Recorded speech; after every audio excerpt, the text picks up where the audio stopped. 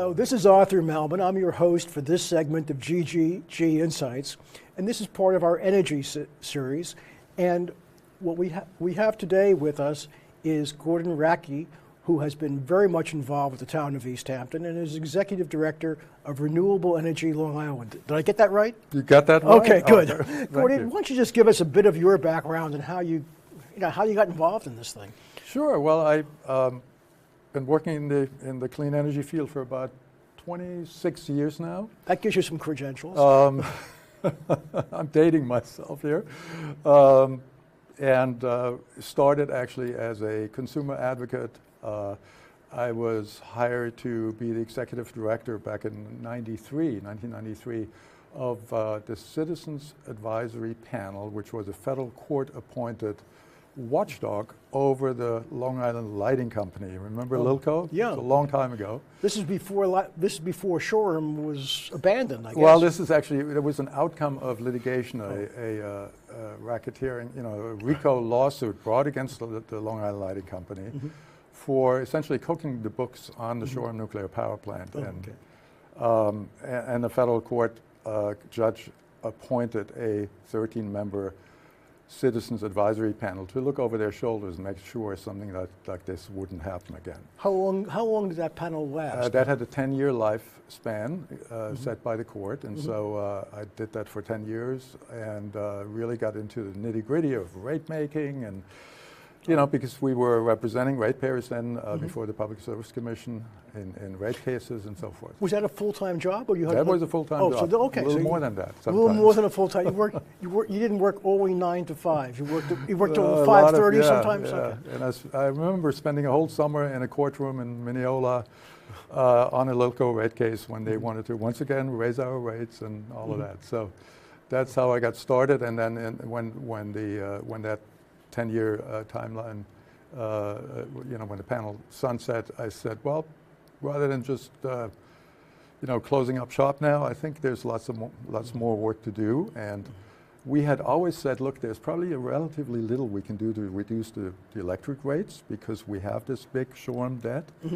But there's a lot we can do reducing people's bills or helping people to reduce their bills through energy efficiency. And at the time, solar was just starting up, but we ran a solar outreach program. And it was back in 2000. We had 2 grid-connected solar systems. Wait, we said we. Is this Renewable Energy Long Island? Renewable Energy Long Island. So that's when it was formed. Right, yeah. After you left the local panel, you then formed this Renewable Energy Long Island, which is a not-for-profit organization as well.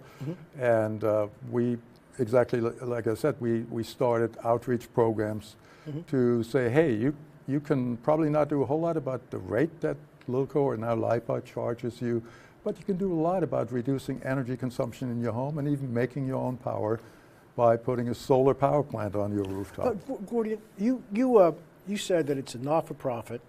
I know you've been very much involved with matters here in East Hampton.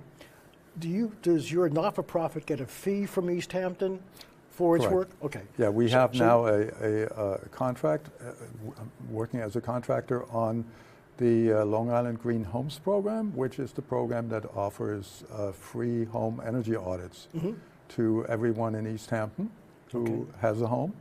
Got to be a homeowner to be eligible. And then you can upgrade your home and make it more energy efficient. Well, I know a couple of segments ago, we had Peter Van Scoyac, town supervisor, who took your program very seriously and has now put solar panels in. He's put smart net metering, net solar. Net metering. He's done the smart thermostats. He's got the variable rate pump, and he's very happy with that, having turned his bill to a much lower number. Yeah, I mean, it's amazing. I've got solar in my house, and it really works.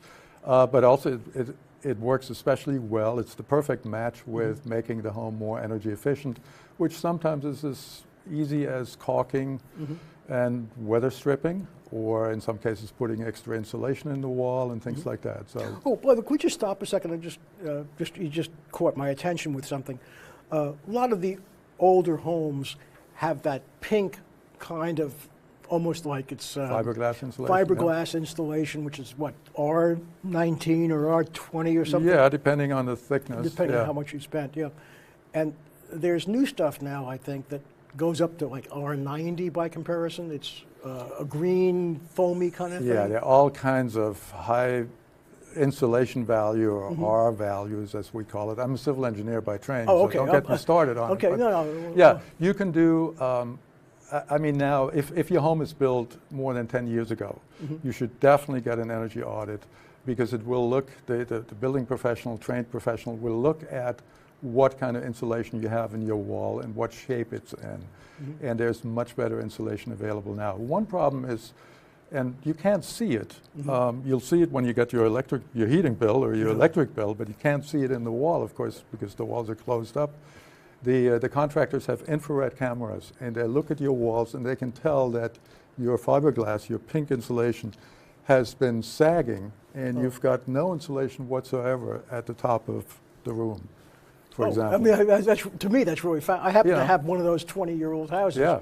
Well, I happen to have the pink insulation.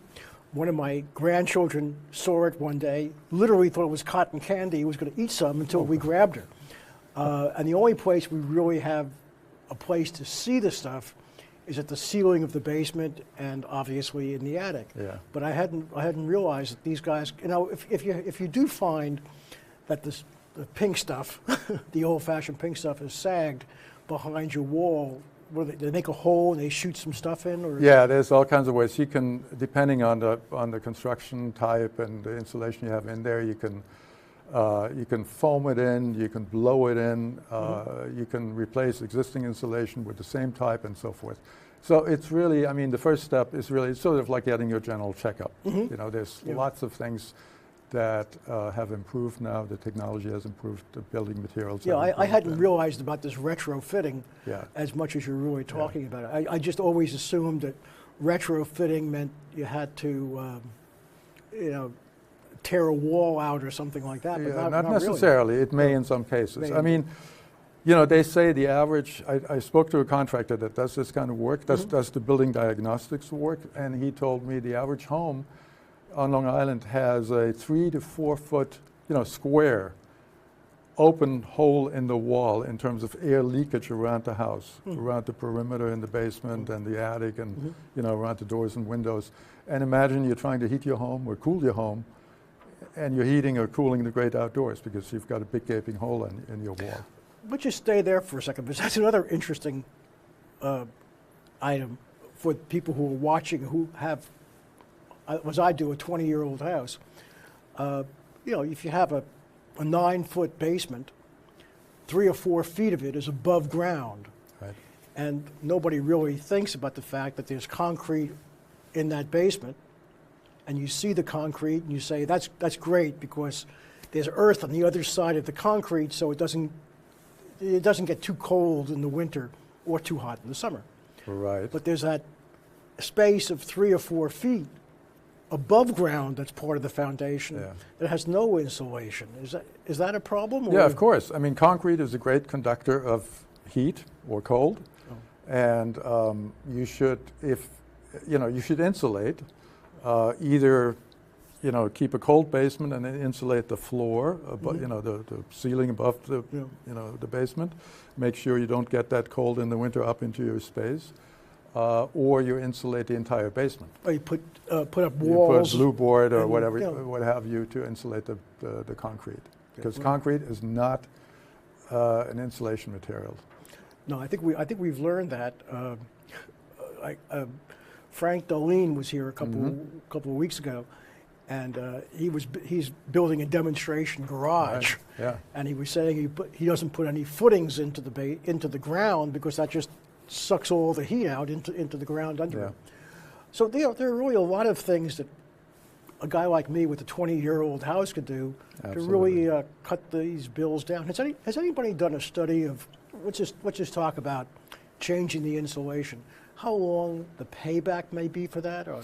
Typically so the shortest payback, and this is the great thing, when they do the energy audit, they give you, you know, it's all done by computer with software. Sure, yeah. They give you a printout of all the things that you may need to look at in terms of improving insulation, air infiltration measures, and then how much it'll cost and what the payback is. Wow. Typically, the payback is shortest on sealing around the cracks and things. Yeah, Essentially, caulking. it's a caulk gun and that's that kind of stuff.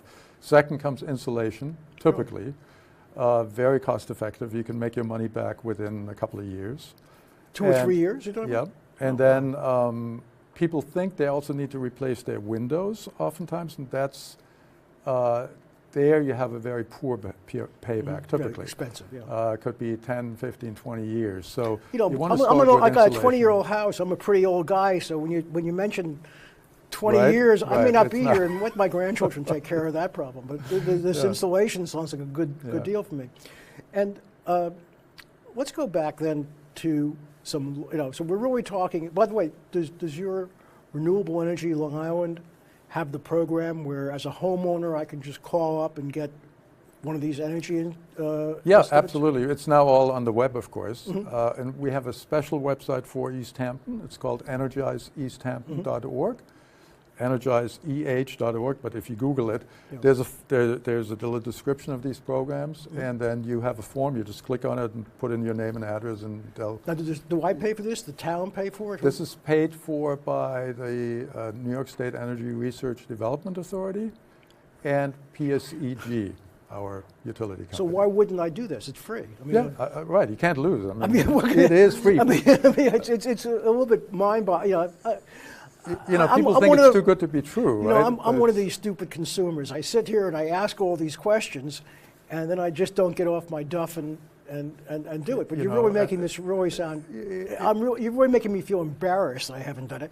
Because it's going to cost me nothing. I'm going to save money. If I don't like it, I do nothing. Yeah. I mean, well, it's- so getting the free energy audit doesn't cost you money. Now, Yeah. once you get the printout from Oh. the contractor, you have to decide what you want to do. Oh, sure. No, I And realize. that costs I a little bit of money, I but realize it'll save NYSERDA you is not going money. to give me the insulation and Right, do all that other stuff. But but getting this done cost me nothing, and I just go on the Renewable Energy Long Island website. I actually go on the Energize East Hampton website, because Okay. that's got the East Hampton specific, because we do work all over the Okay. island. Now, So does Energize Energize East Hampton. East Hampton website, is that part of the town website? How do I get to This is a number of organizations that came together to offer that website. So we administer the website, but so it's, if I forget the name and I go to the town website, will they take me, or just call you somebody can up go to the Town Natural Resources Department. You okay. can also call Natural Resources, and they'll tell me how to get and there? they'll tell you exactly how Okay. to get there. If we had been much more prepared, we would have this little thing on the bottom of our Yeah, show maybe here, we which can- tells you we how can still do to that. do that. Sure. No, they don't do that for us. We're Okay. not that high tech. Energize East Hampton. Energize, okay, it's pretty easy. Energize yourself off your duff and get the free There you go. get the free We should have estimate. picked that name. Get off your duff. Now let's just talk about some of these other programs that are going on, Gordian. Which again, we've had a few of these segments now on energy, and obviously one of the high visibility topics right now, I guess, is the wind farm. And as most people remember, the wind farm was going to be developed for 90 megawatts, I guess. Right. And it was a good-sized company, but it wasn't Mobil, it wasn't Exxon, it wasn't one of the great major companies in the country. And now, apparently, a Danish company, Ørsted, has bought the wind farm operation and will be part of its larger operation in that wind farming area off the coast of Massachusetts and Long Island. We're in a funny situation now because I guess a few years have passed since the 90 megawatt facility was conceived of, and now Ørsted is coming back and saying, hey, it's not 90 megawatts, but it's like 130. Are they going to how is that, why is that happening? Is that? Yeah, so it was in 2015 that LIPA and PSEG realized they had a problem out here with meeting summer peak demand, and they issued an RFP, a request for proposals.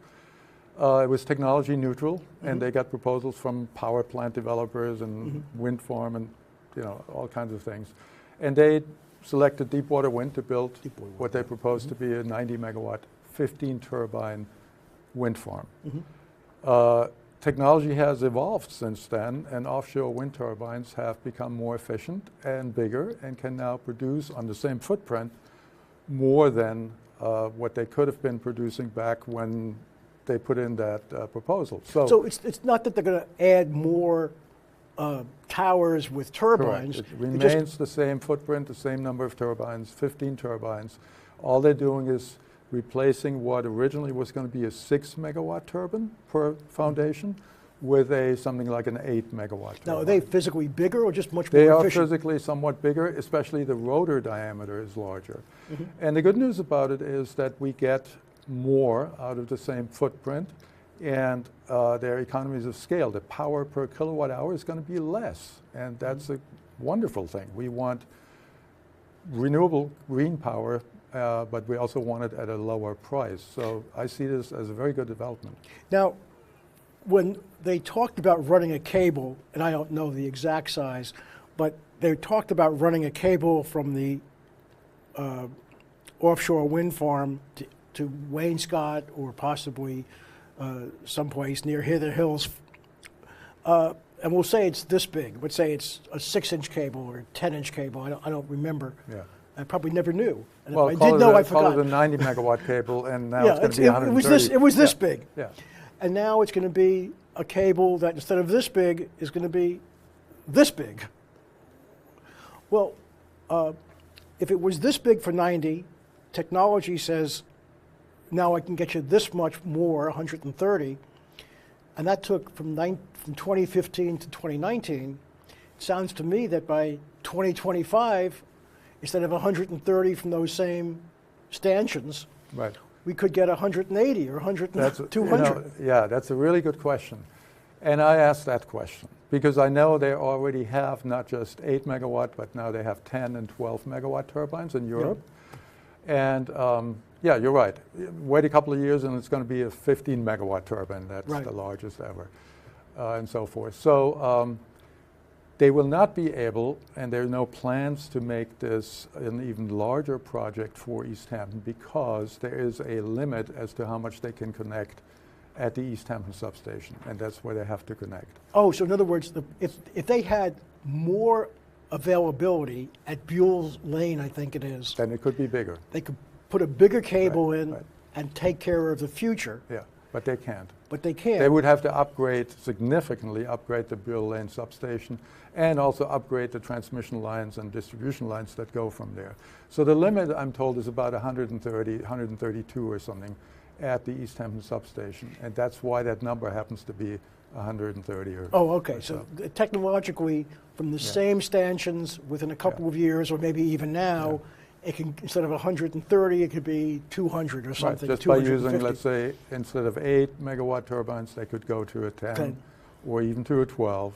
You know, I mean, this technology, right? It's like, you know, look at your iPhone or whatever. Right? I look at my iPhone 25 times a minute. That's why I left it out of this room. Right. But now, the other thing that people are,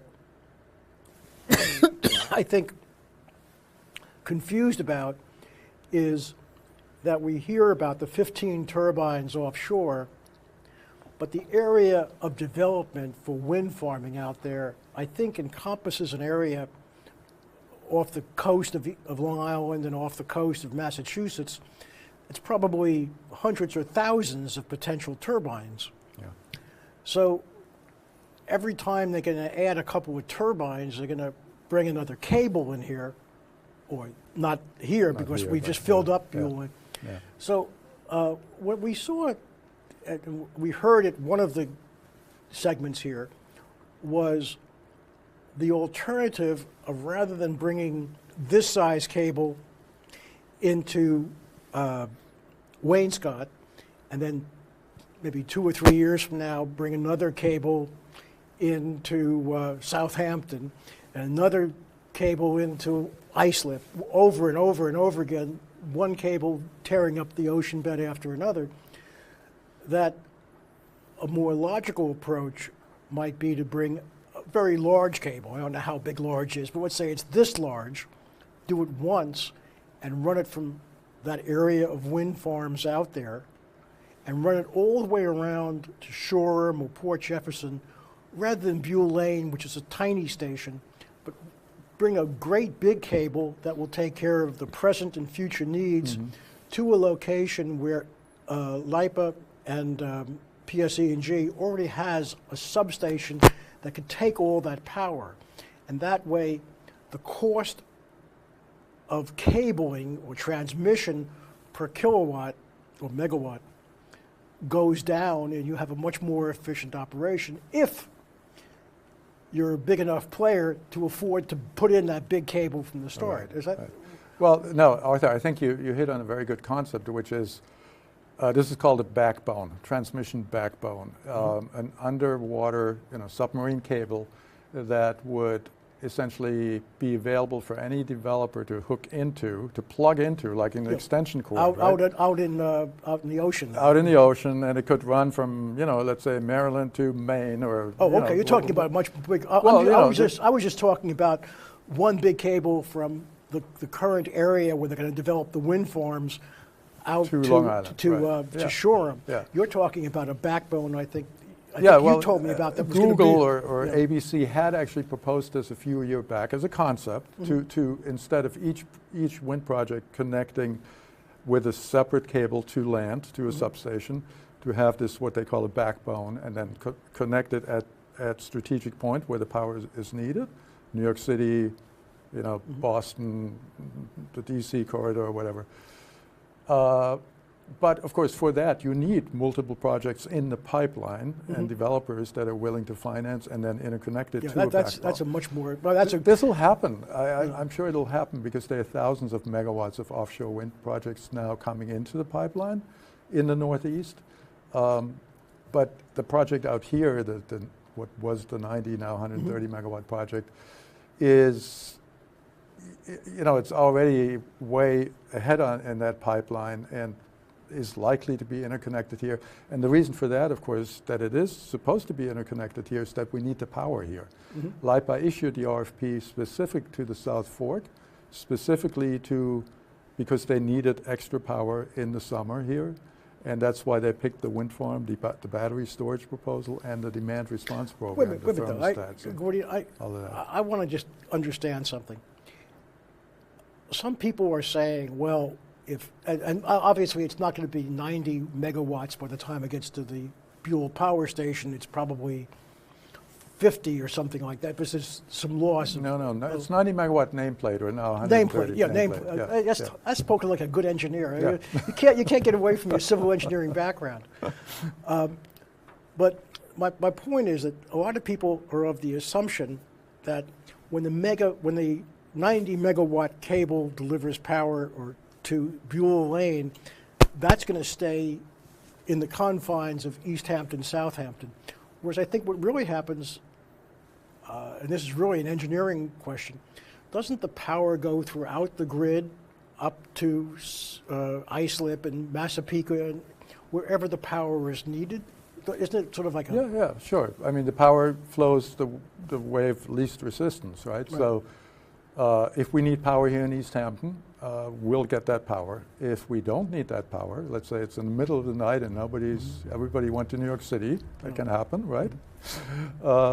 Then some of that power will flow to other places where there is a need for power. So, but let's say, just for argument's sake, it's the weekend. It's the weekend in the summer. Everybody's got their air conditioning turned on, right? And there's a great demand for power in East Hampton, and there's a great demand for power in Islip or Massapequa. Just because East Hampton hasn't reached 100% of its power needs, if East Hampton were at 80%, we'll say, and Massapequa is at 83%, East Hampton wouldn't go to 100%, it would go above 80, Massapequa would then come in, and eventually the power may get closer to 100 in East Hampton, but a lot of that power would really be not transported, but being gobbled up island. So now you lost me, and, Okay. and I'm not an electrical system engineer. Okay. You got to get an Yeah. electrical Okay. system engineer in We'll for get that. some. We keep on You know. getting these people coming in, And learning all you kinds know, of things. the folks at PSEG Oh, I and know those LIPA people. know Yeah. how to do this, right? Yeah. So they selected these three parts of that package: the wind farm, the battery storage, and the demand response program, because they needed to solve the peak demand shortfall out here, Yeah. a supply shortfall out here.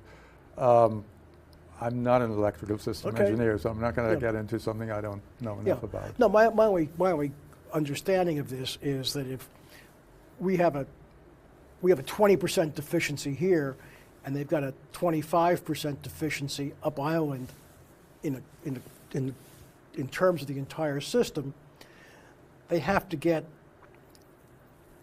an equal deficiency up island before they can start raising us. It's sort of like water. It Yeah, has so to like be, water. It Yeah, has you to can be look at it that level way. Yeah. across the island. You know, one thing in that context that I can tell you about is that, and it was just an article in Newsday about this, the island-wide electricity consumption has started to fall, and the peak demand island-wide has leveled off.